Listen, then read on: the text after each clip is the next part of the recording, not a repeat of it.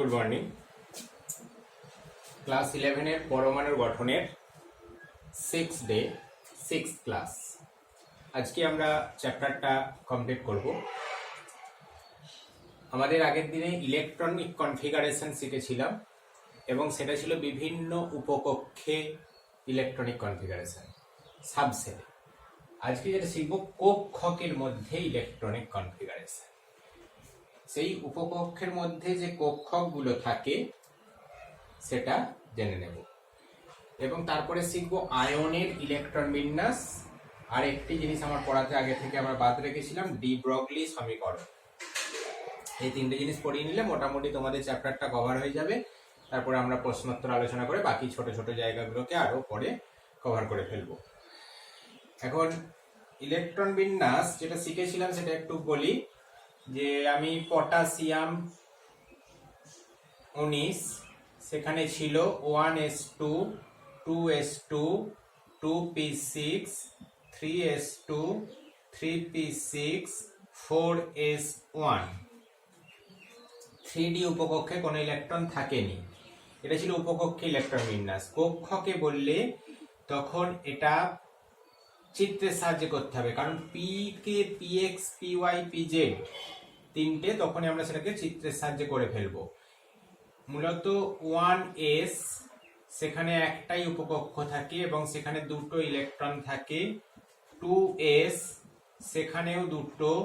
2p এর নিচের নামটা লিখবো 2p 2px 2py 2pz, এখানে দুটো মোট 6টা 1 2 3 ঠিক এইভাবে লিখবে। 4 5 6 মাল্টিপ্লিসিটি সূত্র, যে আগে একটা একটা করে পূরণ হবে তারপরে যুগ্ম হবে। তারপর 3s সেখানেও দুটো। 3p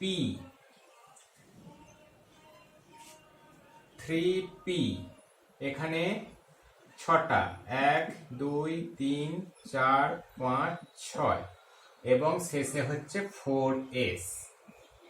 4s এ একটা ইলেকট্রন এবং মাঝখানে 3d ছিল, সেটাকে ফাঁকা বা 3d মাথায় 0 লেখা যেতে পারে এবং 3d d এতে আবার 5টা অরবিটাল থাকে কিন্তু সেখানে কোনো ইলেকট্রন নেই। এটাই হচ্ছে চিত্রের সাহায্যে এইভাবে বিভিন্ন কক্ষকে ইলেকট্রন বিন্যাসগুলো আমরা করতে পারি। যেমন কপার 29, তো সবসময়তে আমরা এইভাবে Cu 29 আমরা মূলত সর্ববহিস্থ ব্যাপারটা এটাকেই মূলত প্রয়োজনীয় হয় এবং তার জন্য আমরা সর্ববহিস্থ কক্ষে ইলেকট্রন বিন্যাসগুলো এই দিকগুলো বারবার আর লেখার দরকার নেই। আমি যেগুলো তোমাদেরকে টাস্ক দেব তো কয়েকটি করবে, এরকম 1s2 2s2 2p6 3s2 3p6। আচ্ছা এটা লিখি 1s2 2s2 2p6 3s2 3p6 4s1 3d9 3d10। এটাই ছিল কপার 29 তার ইলেকট্রনিক কনফিগারেশন। তাহলে এখানে মূলত আমরা এই 4s এবং 3d এটাকে অবস্থান অনুসারে লিখলে হবে 3d10 4s1। বাকি জায়গাটা একই থাকবে, এটা কভার করে দিলাম। 1s2 2s2 2p6 3s2 3p6 3d10 4s1। তাহলে d 3d বাকি জায়গাটা, তাহলে 3dd মানে হচ্ছে 1 2 3 4 5 5টা অরবিটাল এবং 4s এ একটি অরবিটাল।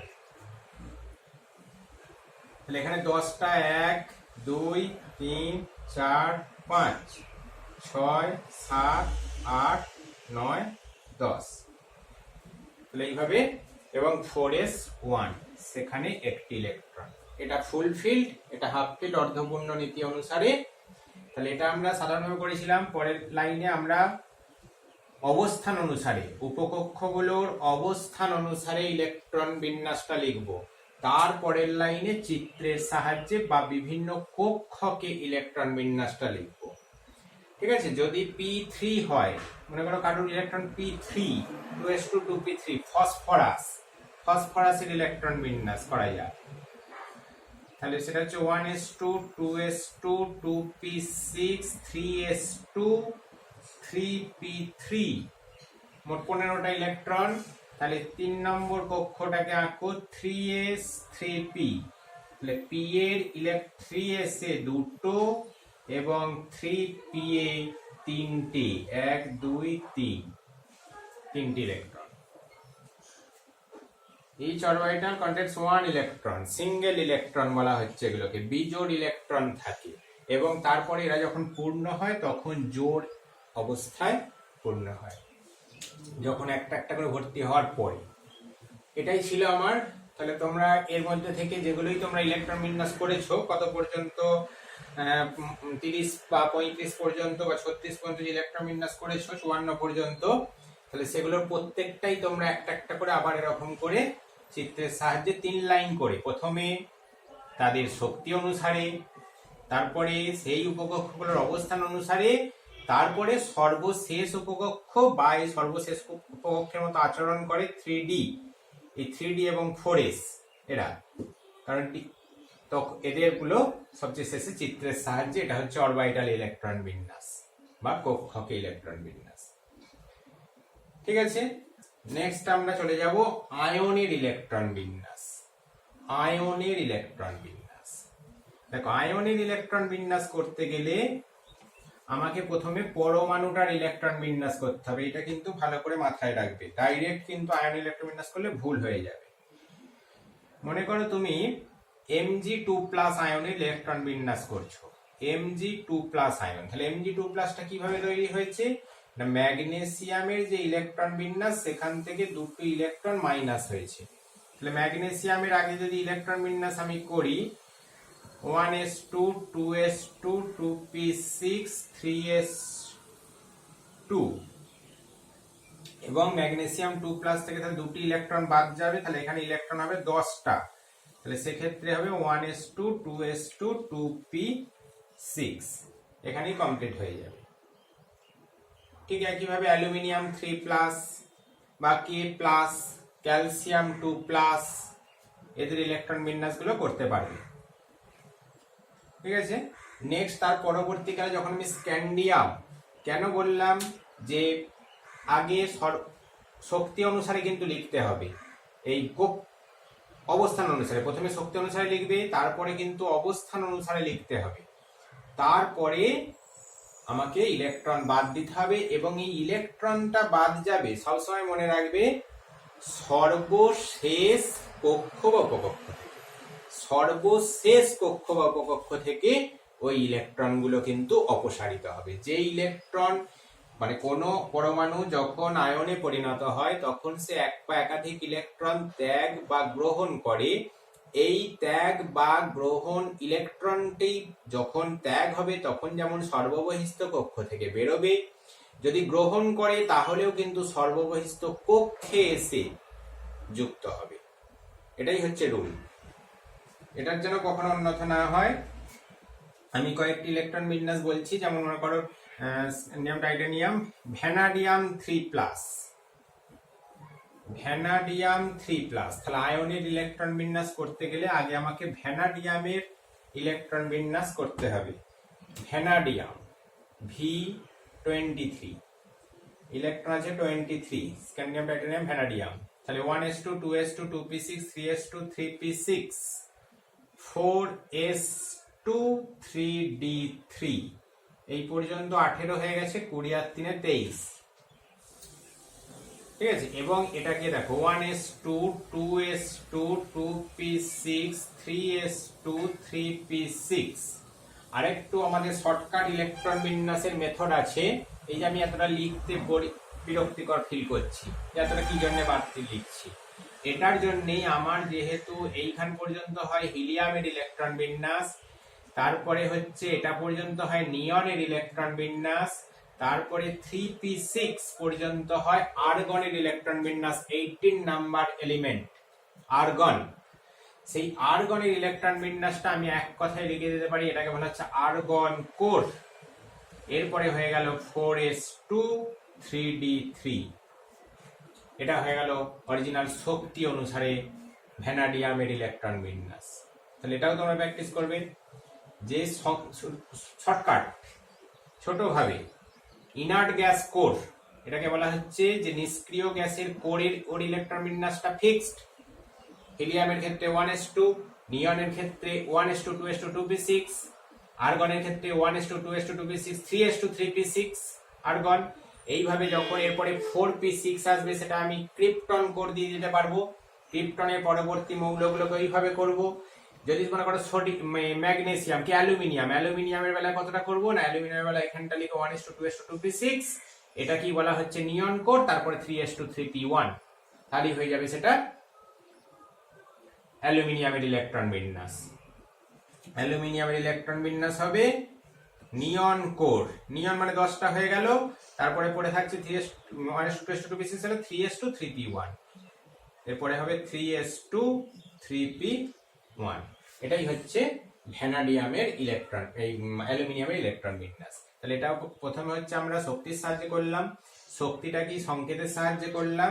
এরপরে এদের অবস্থান অনুসারে কি হবে এটা না, আর্গন কোর 3d3 4s2, এটা হয়ে গেল তাদের অবস্থান অনুসারে।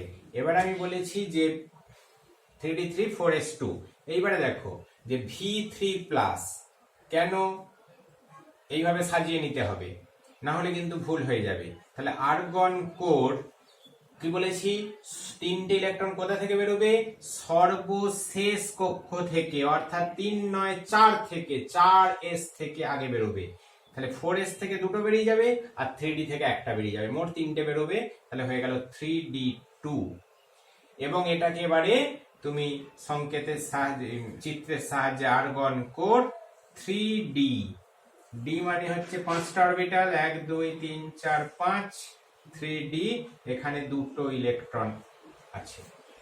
তাহলে এটা হয়ে গেল 3d আর v3+, তার ইলেকট্রন বিন্যাস 4s2 3d। ঠিক আছে, এইভাবে তুমি Fe3+, আরেকটি করছি আমি Fe3+,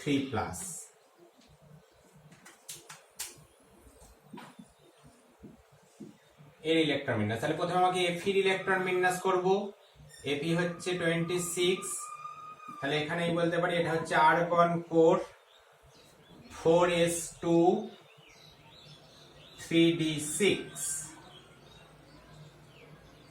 18 20 আর 6 26 26 Fe আয়রন ইলেকট্রন বিন্যাস। এবারে এটাকে তুমি শক্তি অনুসারে সাজিয়ে দাও, 3d6 এই অবস্থান অনুসারে 4s2, Fe3+ বলেছি। আচ্ছা, আমি যদি Fe2+ এর আগে বলি, তাহলে Fe2+, তাহলে দুটো ইলেকট্রন ত্যাগ করবে, কোথা থেকে বেরোবে, 4s2 থেকে। তাহলে আর্গন কোর 4s এই 3d6, এটা হয়ে যাবে Fe2+। এরপরে যদি আরো একটা ইলেকট্রন ত্যাগ করে, তাহলে হয়ে যাচ্ছে আর্গন কোর 3d5। তাহলে দেখো, এর যদি চিত্র আঁকতে হতো, আমি যদি এর চিত্রটা আঁকি, তাহলে আর্গন কোর 3d6, 1 2 3 4 5 এবং 6। কিন্তু এর বেলাতে আর্গন কোর, এখান থেকে একটা কোশ্চেন আসবে, 1 2 3 4 5। দেখো, এর বেলাতে হচ্ছে 6টা ইলেকট্রন, এটা 3d উপকক্ষটা। এর বেলায় হচ্ছে 5টা ইলেকট্রন, কোনটা বেশি স্টেবল, d5 অর্ধপূর্ণ। সেই অর্ধপূর্ণ নীতি অনুসারে এটা বেশি সুস্থির, স্টেবল। তাহলে আমি যদি প্রশ্ন করি যে এই যে দেখো, আমাদেরকে Fe2+ যখনই বাতাসে রেখে দেওয়া হয় তখনই সেটা Fe3+ হয়ে যায়, কারণ সে নিজের থেকেই অক্সিডাইজ হয়ে যায়। আমরা বলি বাতাসে অক্সিজেনের উপস্থিতিতে সেটা জারিত হয়ে যায়। জারিত হওয়া অর্থাৎ একটা ইলেকট্রন সে ত্যাগ করে দেয়, Fe2+ থেকে Fe3+ অক্সিডেশন হয়ে যায়। তোমরা দেখবে আয়রন ট্যাবলেট যদি বাতাসে পড়ে থাকে, সেটা কিন্তু দুদিন পরে নষ্ট হয়ে যায়, ফেরাসটা ফেরিক হয়ে যায়। যেখানে আমরা ফেরাস সালফেট দ্রবণ বা ফেরাস ক্লোরাইড দ্রবণ ব্যবহার করব প্র্যাকটিক্যালে, তখন সবসময়তেই আমরা বানিয়ে নিতে হয়, সদ্য প্রস্তুত, কারণ সেটাকে বাতাসে রেখে দিলেই সেটা ফেরাস থেকে ফেরিক হয়ে যায়। এই এক্সট্রা যে একটা ইলেকট্রন আছে সেটা সে ত্যাগ করে দেয়। তাহলে কোশ্চেনটা হচ্ছে Fe2 প্লাস অপেক্ষা Fe3 প্লাস বেশি সুস্থির কেন? ইলেকট্রনিক কনফিগারেশন করে আমি এর ব্যাখ্যাটা দিতে পারবো। অপরদিকে তুমি যদি আরেকটা কোশ্চেন ঠিক একইভাবে নেবে যে Cu2 প্লাস আর Cu প্লাস, কিউ প্লাস আর কিউ প্রিক, এখানে ফেরাস অপেক্ষা ফেরিক বেশি স্টেবল, এখানে তাহলে কিউ প্লাস অপেক্ষা কি কিউ প্রিক বেশি স্টেবল হবে? সেটারও তোমরা ইলেকট্রন বিন্যাস করে করে দেখবে যে কার ক্ষেত্রে হাফ ফিল্ড ফুল ফিল্ড রুলটা ফলো করছে এবং সেক্ষেত্রে সেইটা বেশি স্টেবল হবে। এটা কোশ্চেন আকারে দিয়ে রাখলাম। আরো কয়েকটি আমি ইলেকট্রন বিন্যাস তোমাদেরকে বলছি, এগুলো করে নেবে। যেমন Cr3 প্লাস হোম টাস্ক হিসাবে ক্রোমিয়াম 3 প্লাস করবে, তারপর হচ্ছে অক্সিজেন 2 মাইনাস ইলেকট্রন প্রবেশ করলেও ঠিক একই রকম ভাবে সর্বশেষ কক্ষে ইলেকট্রন প্রবেশ করবে। Mn2 প্লাস ম্যাঙ্গানিজ 2 প্লাস একবারে পরমাণু করবে, তারপরে কিন্তু আয়নের করবে। আচ্ছা Cu প্লাস Cu2 প্লাস আগেই বলেছি, Fe3 প্লাস Fe2 প্লাস করে দিয়েছি। এগুলি তোমরা ইলেকট্রন বিন্যাস গুলো করবে। এছাড়া N3 মাইনাস করবে, স্ক্যান্ডিয়াম প্লাস করবে, ক্রোমিয়াম হলো nickel Ni2 plus, zinc 2 plus, manganese হয়েছে কোবাল্ট 3 প্লাস। এগুলো তোমরা আয়নগুলোর ইলেকট্রন বিন্যাসগুলো বাড়িতে প্র্যাকটিস করবে। এবং আয়ন করতে গেলে আগে পরমাণু করতে হবে, পরমাণু করার পরে তাকে ছোট করে অর্থাৎ সংক্ষেপে ইলেকট্রন বিন্যাস এবং তারপরে তাকে চিত্রের সাহায্যে ইলেকট্রন বিন্যাস করে কমপ্লিট হবে, তবেই কিন্তু সমস্ত ঘটনার ব্যাখ্যা দেবে। দেখো আরেকটি এখান থেকে নতুন জিনিস, আমি যোজ্যতা সম্পর্কে তোমাদেরকে আগে অনেক কথা বলেছি। যোজ্যতা সম্পর্কে ছোটবেলায় যে মতামতটা পড়েছিলে সেটা হচ্ছে সর্ববহিস্থ কক্ষে ইলেকট্রন সংখ্যা থেকে আমরা যোজ্যতা নির্ণয় করতাম। একটা থাকলে 1, 5টা থাকলে 8 থেকে বিয়োগ করতাম। কেন না, সেখানে তার পরবর্তীকালে তোমরা যখন বন্ডিং বা শিখলে অর্থাৎ বন্ধন ক্লাস 10-এ, তখন তোমরা কি বললে যে ইলেকট্রন যত সংখ্যক গ্রহণ বা বর্জন করে বা যতগুলি জোড় গঠন করে অর্থাৎ শেয়ার তৈরি করে, সেটাই হচ্ছে তার যোজ্যতা। যারা ইলেকট্রন দান বা গ্রহণ করে সেটাকে আমরা বলতাম তড়িৎযোজ্যতা, আর যেটা জোড় গঠন করবে সেটা হচ্ছে সমযোজ্যতা। তা এখানে আজকে কিন্তু একটা নতুন জিনিস শিখে ফেলতে পারবো যে যোজ্যতা কিন্তু আজকে প্রকৃতপক্ষে জানবে যে যোজ্যতা হচ্ছে বিজোড় ইলেকট্রনের সংখ্যা, সেটাই হচ্ছে তার যোজ্যতা। যেমন ক্লোরিন এবং যোজ্যতা এই যে একাধিক হয়, আয়রনের যোজ্যতা 2 হয়, আবার আয়রনের যোজ্যতা 3 হয়। তা কেন? ফেরাস ফেরিক, ফেরাসের যোজ্যতা হচ্ছে Fe2 প্লাস, আয়রনের যোজ্যতা কখন 2 হবে না যখন এই যে 3D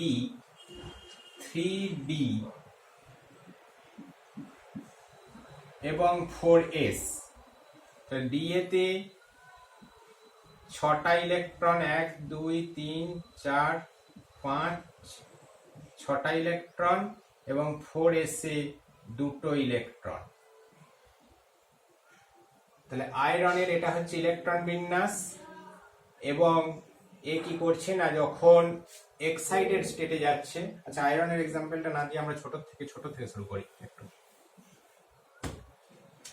যেমন মনে করো কার্বনের 6, তাহলে ইলেকট্রন বিন্যাস হচ্ছে 1s2 2s2 2p2। তাহলে 1s এ 2টো ইলেকট্রন, 2s এ 2টো ইলেকট্রন এবং 2p এ 2টো ইলেকট্রন। 2s এটা হচ্ছে 2p, 2টি ইলেকট্রন। এখন কার্বনের যোজ্যতা আমরা জানি 4। কেন 4 হয় না, বলছে যখন এ যৌগ গঠন করে, যোজ্যতা মানে যুক্ত হওয়ার ক্ষমতা, অর্থাৎ যৌগ গঠন করবে, তখন এই 2s থেকে একটি ইলেকট্রন 2p এ স্থানান্তর করে, এক্সাইটেড হয়, উত্তেজিত হয়, পরমাণুটা এক্সাইটেড স্টেটে যায়, তবেই সে অন্য পরমাণুর সঙ্গে যুক্ত হয়ে যৌগ গঠন করবে। এবং তখন এই যে বিজোড় ইলেকট্রনের সংখ্যা হচ্ছে 4টি, অতএব কার্বনের যোজ্যতা হচ্ছে 4। বোঝা গেল? বিজোড় ইলেকট্রনের সংখ্যা, এটা থেকে আমরা কিন্তু যোজ্যতা নির্ণয় করি। যেমন সোডিয়ামে তুমি যদি বলো যোজ্যতা কত 1, কিভাবে পাবো? 1:2:2 2p6 3s1, 2p6 হয়ে 2p6 ভর্তি হয়ে যাবে 3s1। এবং এই যে ইলেকট্রন ট্রান্সফারটা, এটা কিন্তু সমশক্তি, এই যে কিছুটা মানে একই কক্ষের ক্ষেত্রে বেশি হয়, কখনো আবার পূর্বের কক্ষের সঙ্গেও এই ইলেকট্রন আদান প্রদানটা ঘটে। তাই যোজ্যতা আমরা যখন পরে যোজ্যতা বা সমযোজ্যতা এই পরের চ্যাপ্টার রাসায়নিক বন্ধন যখন যাব, তখন এটা নিয়ে আরো ডিটেলসে ভাববো। তোমরা তাহলে এই টাস্কগুলো করবে। আর নেক্সট হচ্ছে ডি ব্রগলি সমীকরণ এবং হাইজেনবার্গ, এটা আজকে আর হবে না, থাক, পরের দিনে আমরা এটা শেষ করব। ওকে, ভালো থাকবে।